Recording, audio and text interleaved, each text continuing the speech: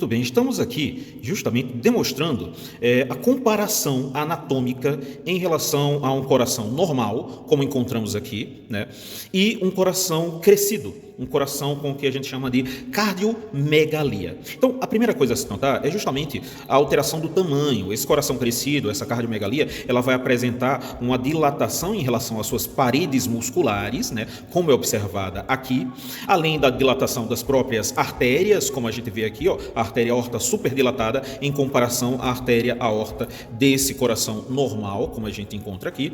E outras diferenças vão ser da perda da forma do coração. Então, o coração, como eu mostro aqui nesse vídeo que eu estou linkando, né, do canal, ele vai ter uma forma específica. Ele vai ter um formato de cone invertido, certo? Como a gente encontra aqui, com um ápice voltado para a esquerda, para baixo e para frente, e uma base para cima, para a direita e para trás, certo? Enquanto eu vou perder esse aspecto de cone justamente nesse coração crescido, como a gente observa aqui. Então, a cardiomegalia é uma doença que vai acometer o músculo cardíaco em si, e ela pode ter várias etiologias, várias origens, né, acometendo várias faixas etárias diferentes. Mas o que se dá em relação a essa cardiomegalia é um estresse, uma modificação em relação às estruturas histológicas dessa parede cardíaca, os músculos cardíacos ou a fibra muscular cardíaca. O mais comum é justamente acometer pessoas com mais de 50 anos que já tenha um histórico de hipertensão ou insuficiência cardíaca. Porém, é possível que uma pessoa mais jovem também tenha essa alteração, também tenha essa cardiomegalia. Então, a partir, no caso de doenças congênitas ou maus hábitos de vida, como o uso de drogas ou álcool. Embora represente uma alteração muito substancial em relação ao tamanho do coração, à anatomia do coração, a gravidade da cardiomegalia ela depende muito do tamanho desse órgão, né? Então, como essa condição significa aumento do tamanho do coração, ela pode ser grave ou não. Isso depende justamente da doença em si que tiver provocado essa cardiomegalia. Então, se o órgão estiver muito grande, ele vai apresentar uma cardiomegalia grave, ou se ele tiver um pouco menor, uma cardiomegalia menos grave. E as causas da cardiomegalia, encontramos doenças muito comuns, como o infarto, certo?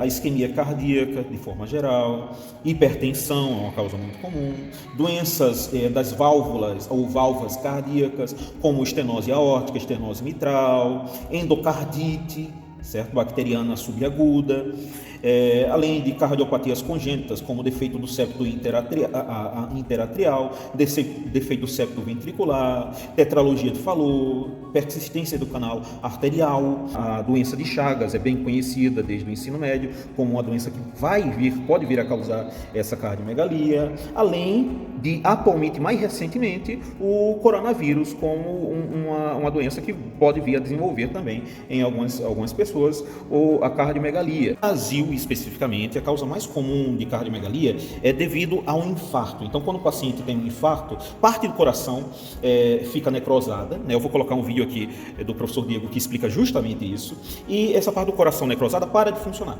E aí, nesse caso, as outras regiões do coração, elas tendem a aumentar ou dilatar de tamanho para compensar essa parte parada, né?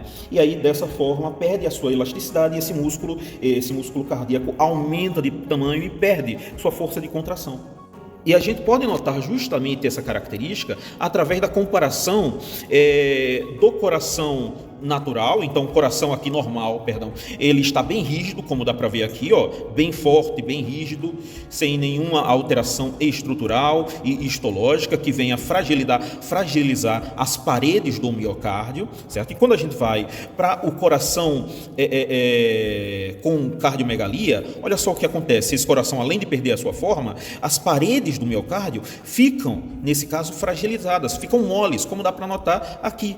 Tá certo? Então, perdem a sua força de contração, perdem a sua contratilidade e a sua rigidez, como a gente não encontra aqui, ó. Então, a cardiomegalia, ela muitas vezes não apresenta sintomas no seu estágio inicial, ou seja, ela se torna assintomática. A pessoa vai desenvolver uma condição e não descobre ao longo do tempo, só descobrindo após algum tipo de check-up.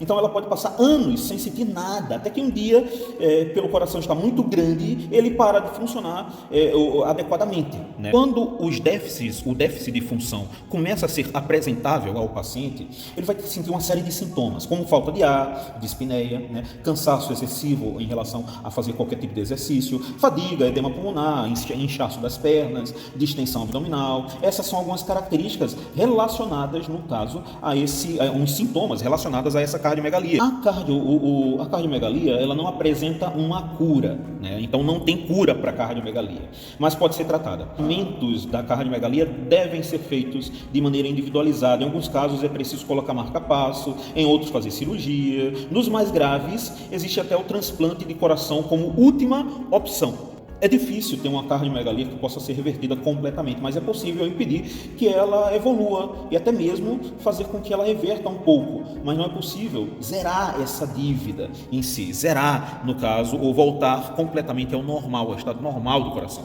Por isso que a melhor maneira de evitar a cardiomegalia é a prevenção.